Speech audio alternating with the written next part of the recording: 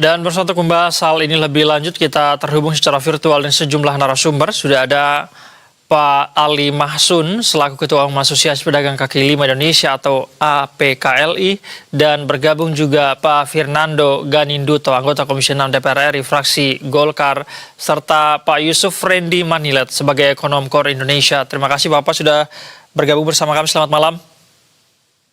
Selamat malam. Baik, ini petang menjelang malam begitu ya. Terima kasih Bapak sudah meluangkan waktu bersama kami. Saya ingin langsung ke Asosiasi Pedagang Kaki Lima, Pak Ali Mahsun. Tentu saja langsung meminta tanggapan Anda. Setujukah Anda dengan kebijakan yang akan dilakukan oleh Menkyu Purbaya Widisadewa? Pak Ali, mohon izin suara Anda kami belum bisa menangkap dari sini. Nampaknya masih di unmute di device yang Anda gunakan. Bisa dibuka terlebih dahulu. Baik. Pak Ali. Ya. Ya wes. Halo. Silakan Pak Ali, sudah terdengar dengan jelas. Ya, yang pertama atas nama PKL dan UMKM seluruh Indonesia, kami mengucapkan terima kasih dan apresiasi atas kebijakan Presiden Prabowo melalui Menkyu Purbaya. Kenapa? Ini puluhan tahun Pak Said, kami minta kepada negara hadir memberantas impor ilegal, juga impor baju bekas. Namun yang terjadi puluhan tahun ini adalah PKL UMKM dikejar-kejar, barang dagangannya dirampas dan dibakar. Hari ini melalui Pak Purbaya, impor baju bekas akan di-stop, impor ilegal di-stop, namun barang di pedagang tidak dirampas. Kenapa? Ini penting karena praktek ini semacam gurita mafia. Ada oknum di internal bea cukai dan perpajakan, juga importer nakal yang telah merugikan bahkan mematikan industri tekstil dalam negeri, juga UMKM dalam negeri, serta menghambat pertumbuhan UMKM 70%. Di sisi yang lain, negara kehilangan 100 triliun per tahun dan kehilangan lapangan kerja sekitar 540 ribu pekerja yang merugikan 54 triliun gaji pekerja per tahun. Oleh karena itu, Asosiasi PKL Indonesia mendukung penuh langkah Menteri Keuangan untuk segera men-stop impor baju bekas dan impor ilegal, menangkap importer, menyita asetnya, menghapuskan barangnya, dan menghukum pidana, serta tidak diperkenankan impor dalam bentuk apapun. Yang kedua yang ingin saya sampaikan adalah tidak ada penolakan dari pedagang secara vulgar, karena pada intinya pedagang hanya ingin barang baju bekas yang di-stop impornya itu segera digantikan oleh produk lokal dengan harga bersaing, dan intinya pedagang ingin pendapatannya tidak menurun atau hilang dengan kebijakan ini. Sekali lagi kami mendukung penuh kebijakan Menteri Keuangan dan mendukung penuh Presiden Prabowo untuk memberantas segala bentuk mafia, baik baju bekas, tekstil, dan yang lainnya di negeri ini. Pak Ali, bagaimana kemudian kalau kita dengarkan tadi pernyataan narasumber di berita sebelumnya begitu ya, yang di Pasar Senen tadi kalau tidak salah mengatakan bahwa sedikit keberatan katanya Pak Ali karena akan kehilangan pekerjaan di lapak-lapak yang mereka jual. Apakah ini aspirasi seluruh pedagang atau bagaimana sebetulnya Pak Ali? Yang pertama, Purbaya dengan tegas tidak akan menyita dan merampas barang yang ada di pedagang.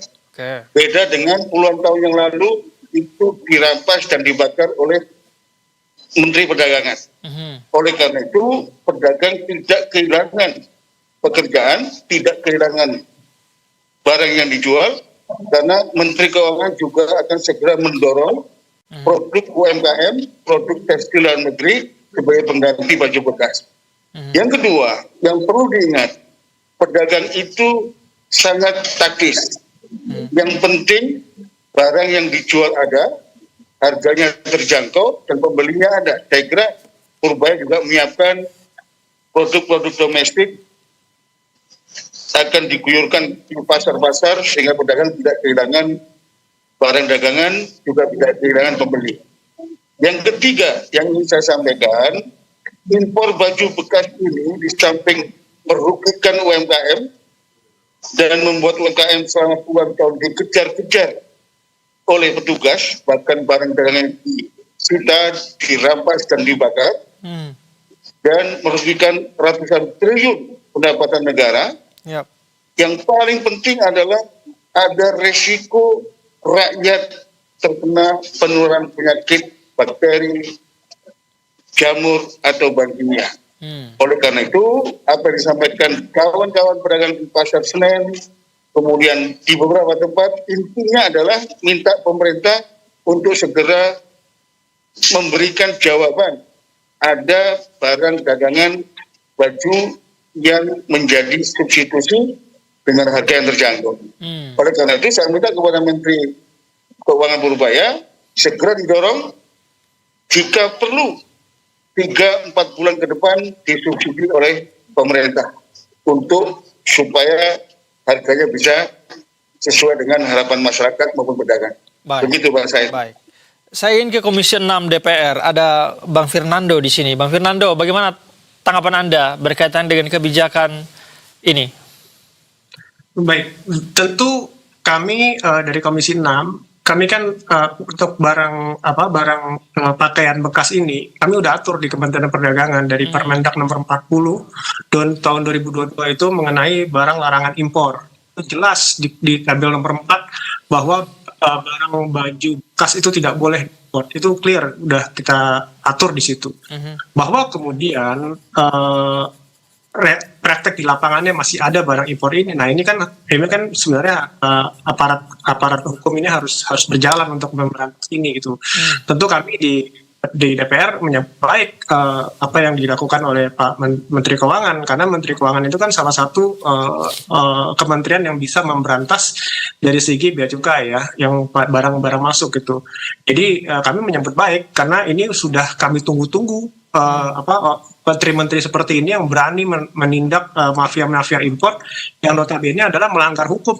Mas, ini kan sudah peraturannya tidak boleh. Kalau ini ilegal itu harus diberantas, dan peraturan yang Kementerian Perdagangan buat itu kan tidak ujuk-ujuk dibuat, Mas. Kita kan melalui suatu proses yang panjang gitu. Jadi Kementerian Perdagangan sudah melakukan ini, dan salah satu sebabnya tadi Pak Ali juga sudah menjelaskan penyakit juga itu menjadi salah satu faktor. Yang faktor yang paling penting adalah importir ilegal ini atau barang second yang masuk ke Indonesia ini itu merusak industri dalam negeri, Mas. Jadi industri dalam negeri, industri tekstil kita yang kita tahu hari ini itu banyak sekali perusahaan-perusahaan tekstil besar yang sudah bangkrut. Itu salah satu sebabnya itu adalah importer ilegal ini gitu.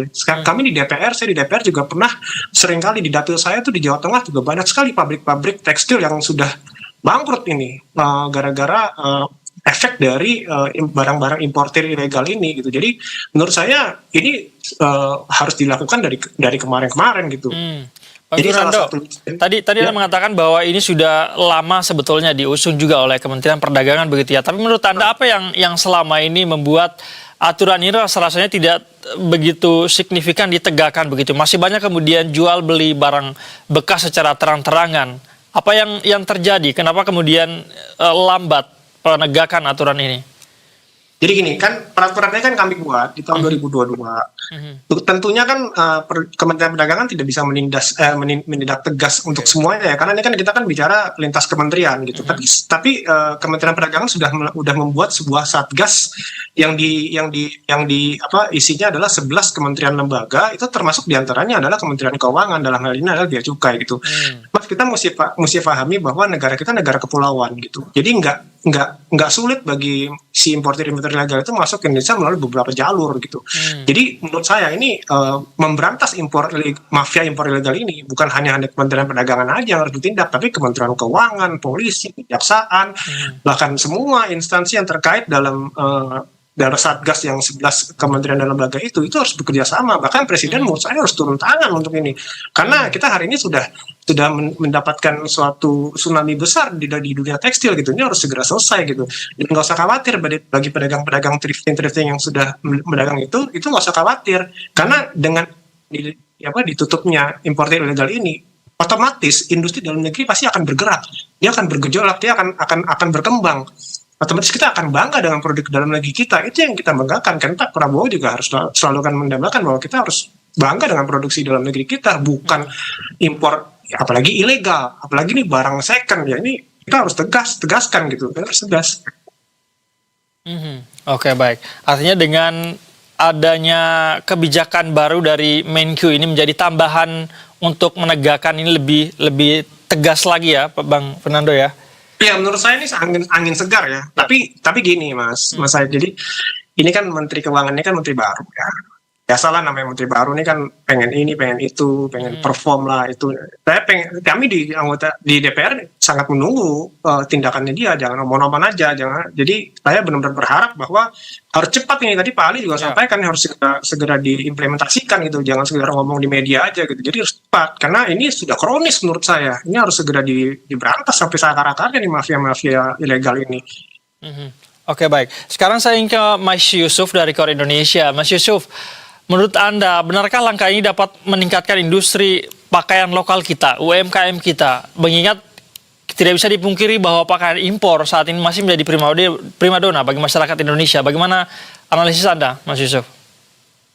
Tentu kalau kita bicara jangka pendek, kebijakan ini tidak serta-merta langsung mendorong ya industri tekstil dan turunannya kemudian langsung berkinerja baik, karena selayaknya kebijakan yang dilakukan pemerintah ada periode waktu sampai kemudian suatu kebijakan itu bisa terlihat hasilnya.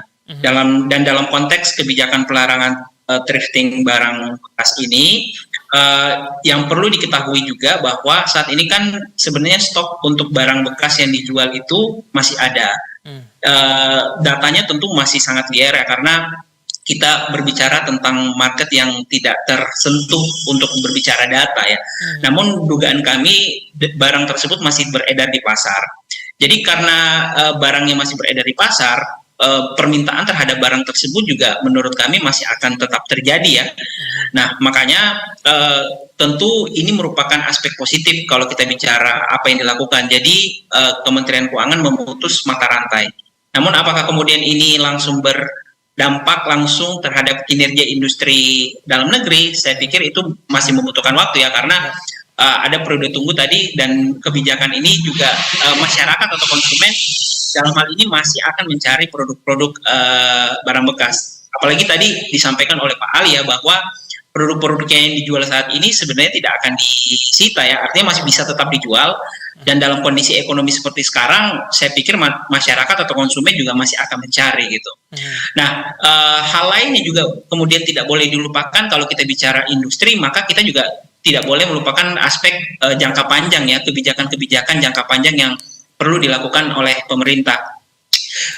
Tentu kita juga perlu menelisik lebih dalam kenapa kemudian barang-barang impor yang masuk ke dalam negeri ini punya harga yang lebih murah ya, padahal kalau kita ukur secara logika kan ada aspek atau ongkos yang relatif lebih banyak ditanggung oleh barang ini. Misalnya kalau kita bicara ongkos kirim ya, dan juga misalnya ongkos lain yang biasanya mempengaruhi harga suatu barang.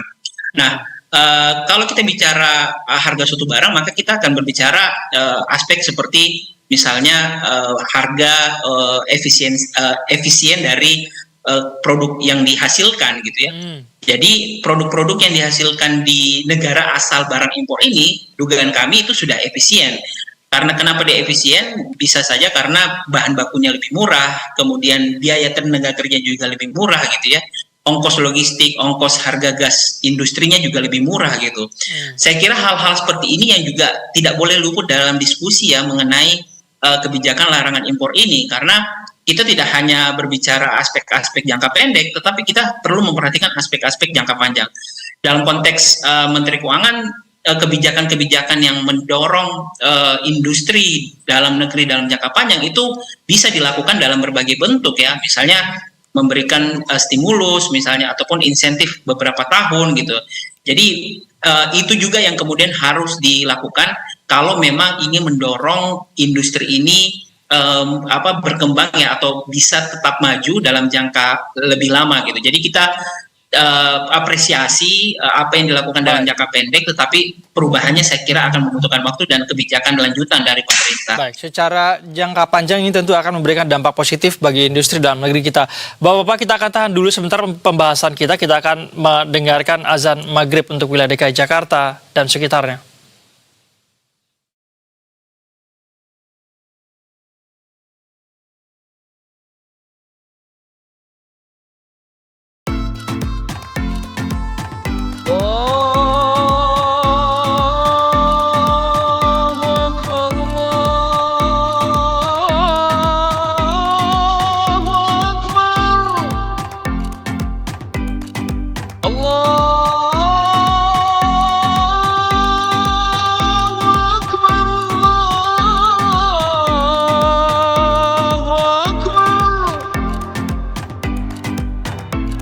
أشهد أن لا إله إلا الله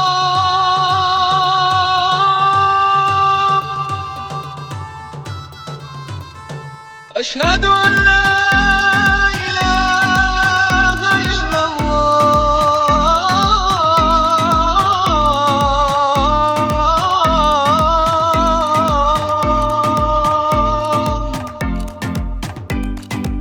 أشهد أن محمد رسول الله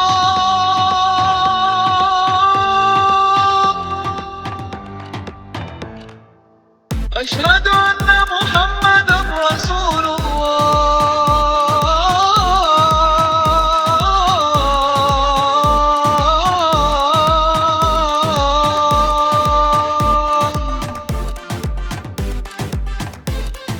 حي على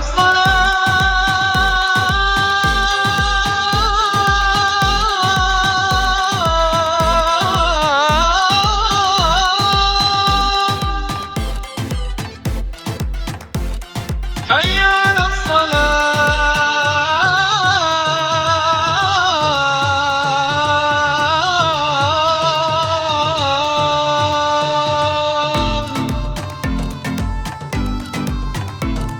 حي على الفلاح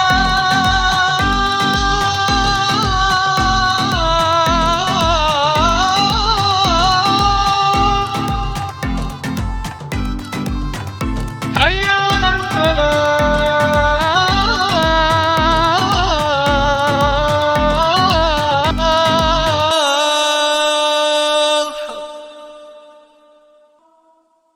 الله أكبر الله أكبر لا إله إلا الله.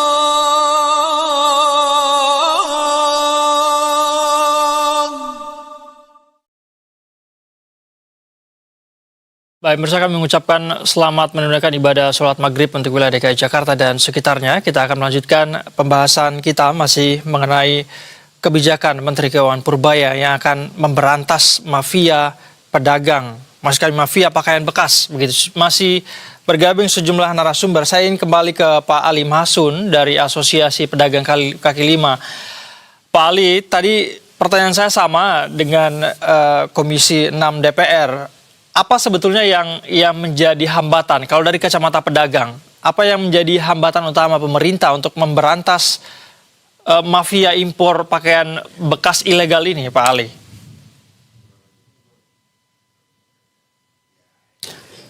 Pak Ali, suaranya ya, silakan, sudah terdengar.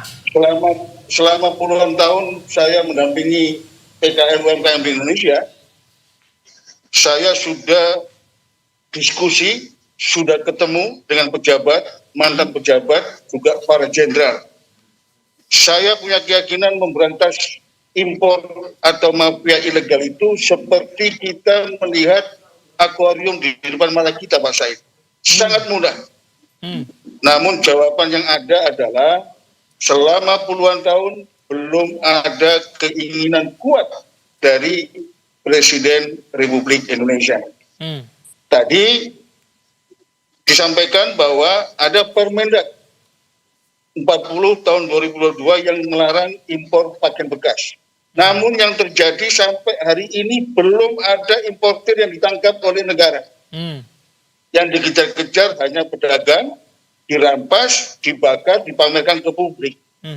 Oleh karena itu, hambatan selama ini adalah kemauan kuat dari Presiden.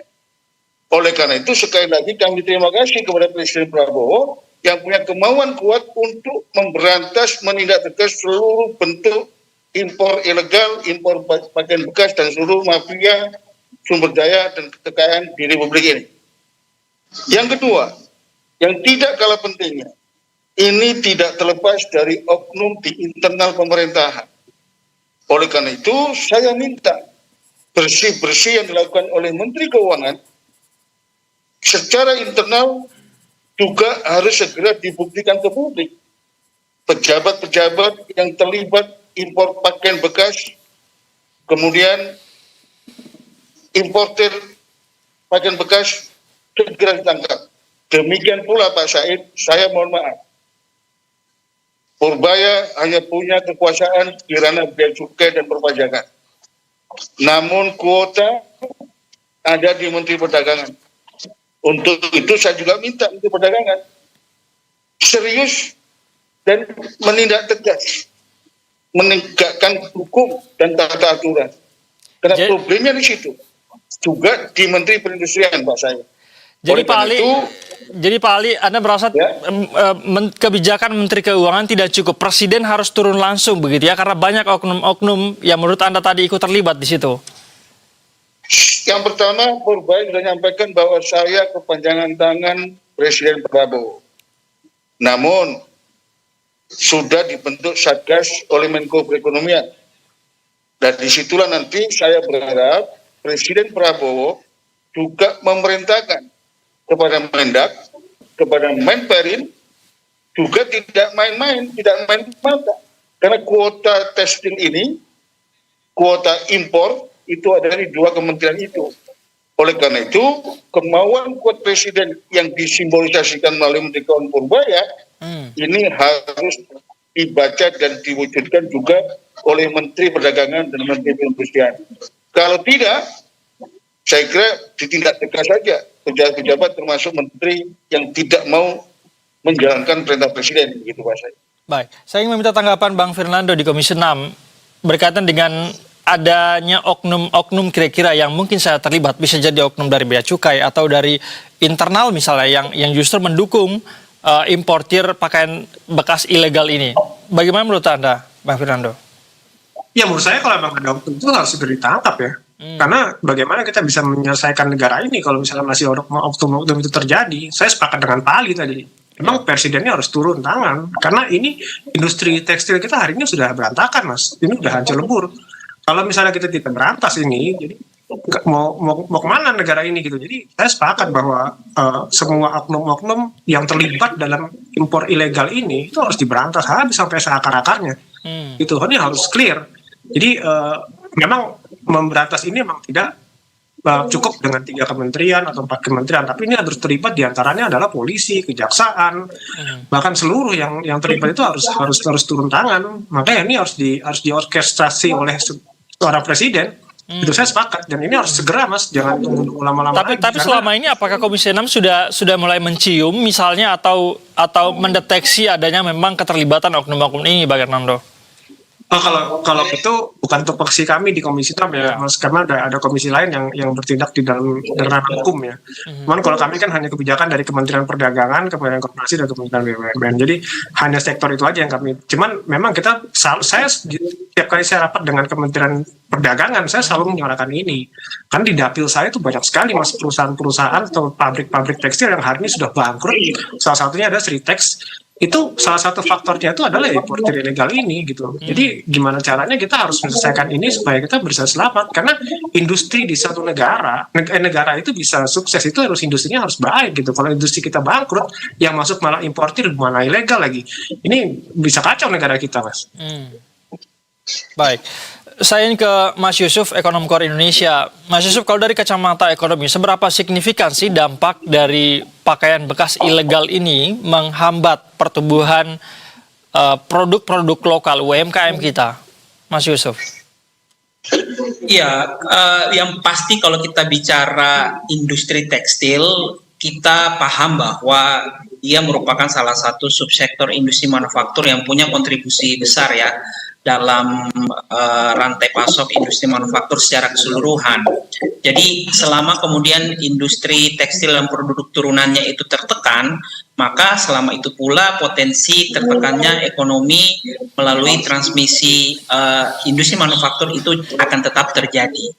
Selain itu, kalau kita bicara strategisnya industri ini, kita paham bahwa industri ini kan sifatnya padat karya ya, artinya dia menyerap jumlah tenaga kerja dalam jumlah yang besar gitu. Jadi ketika industri ini tertekan karena ada masalah impor ilegal, barang impor ilegal, kemudian juga permasalahan dari sisi global, ini juga akan ikut mempengaruhi kemampuan industri tekstil dan produk turunannya dalam menyerap ya angkatan kerja kita.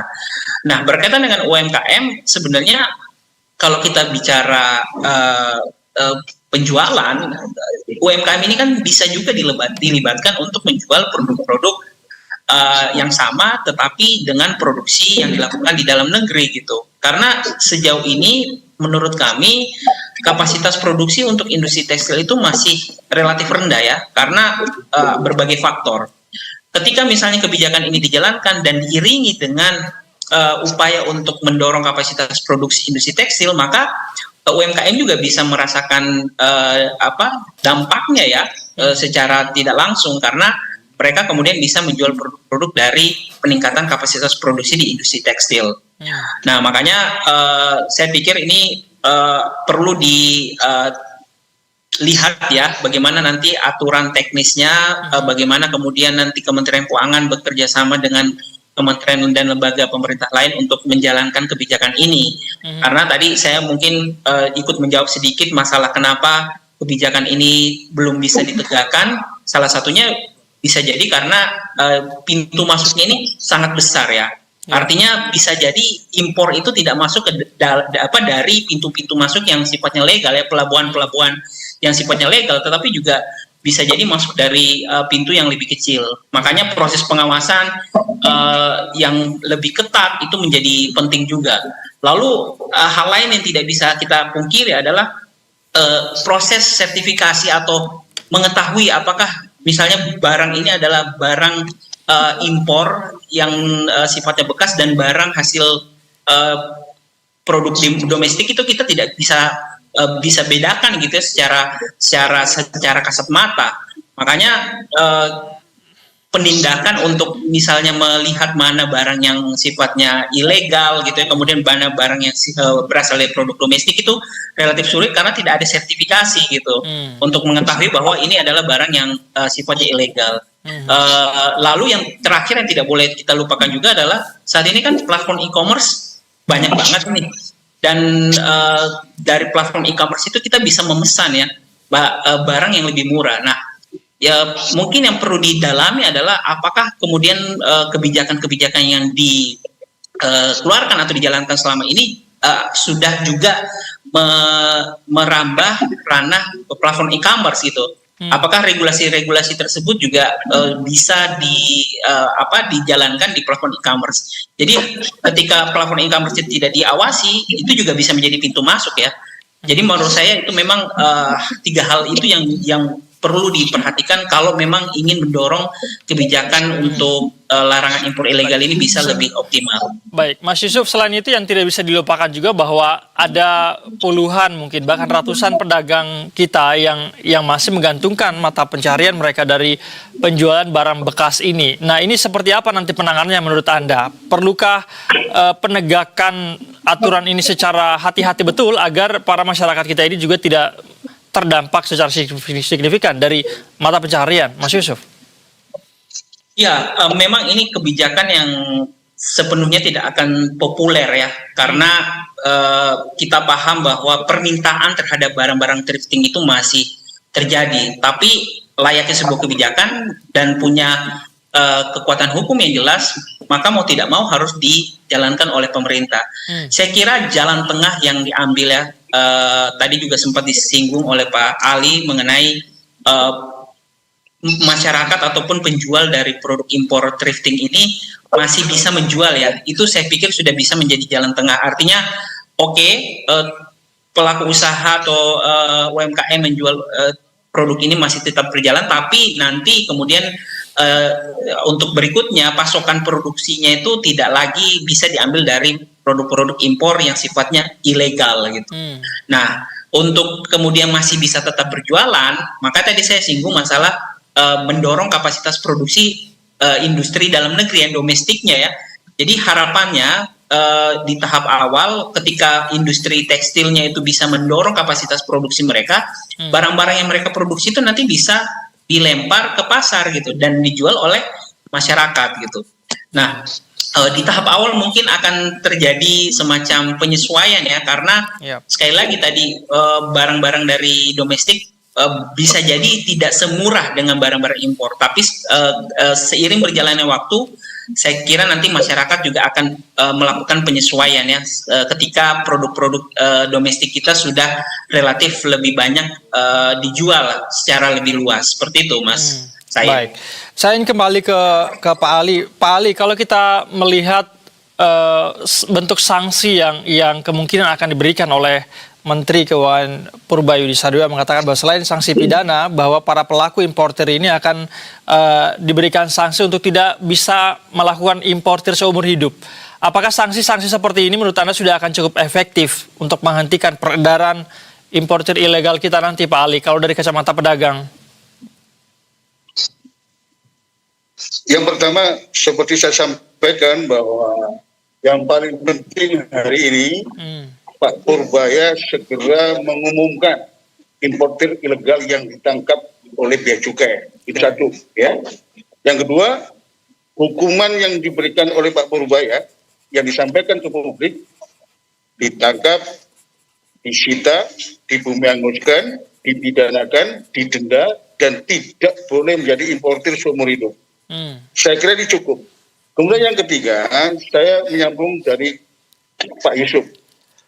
Saya hakul yakin, ya, karena Presiden Prabowo pada kesempatan beberapa waktu yang lalu di depan Kapolri menyampaikan ada ribuan pelabuhan tikus yang harus dijaga oleh Polri, yang harus dijaga oleh TNI, yang harus dijaga oleh Jaksa Agung, karena barang ilegal, pakaian bekas dan yang lain termasuk narkoba bisa masuk di ribuan pelabuhan tikus ini.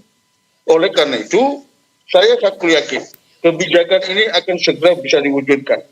Kemudian yang kedua, terkait dengan persoalan pedagang. Sekali lagi saya terima kasih kepada Pak Purbaya. Tidak menyita, tidak merampas, dan tidak membakar barang yang hari ini ada di pasar-pasar dari pakaian bekas yang puluhan tahun yang lalu disita oleh pemerintah.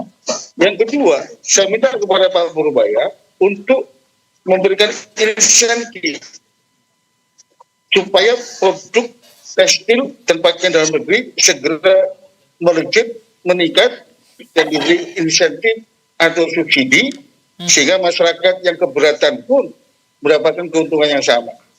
Yang terakhir tentunya para pedagang, para masyarakat akan segera dapat mengadaptasikan diri dengan kebijakan yang diambil negara ini. Baik. Dan saya punya keyakinan yang sangat kuat, Pak Said. Kalau Bea Cukai ditertibkan, perpajakan ditertibkan, mineral ditertibkan, APBN, APBD ditertibkan, penerimaan negara kita bukan 1.000 triliun, tapi bisa naik 2.000 sampai 2.500 triliun per tahun, Pak Said. Baik, kita akan nantikan seperti apa nanti implementasi dari kebijakan ini. Terima kasih Bapak-Bapak sudah memberikan pandangan bersama kami di Berita Satu Utama. Bang Fernando, Pak Ali, Pak Yusuf, selamat malam, salam sehat selalu. Salam. Selamat malam. Selamat malam.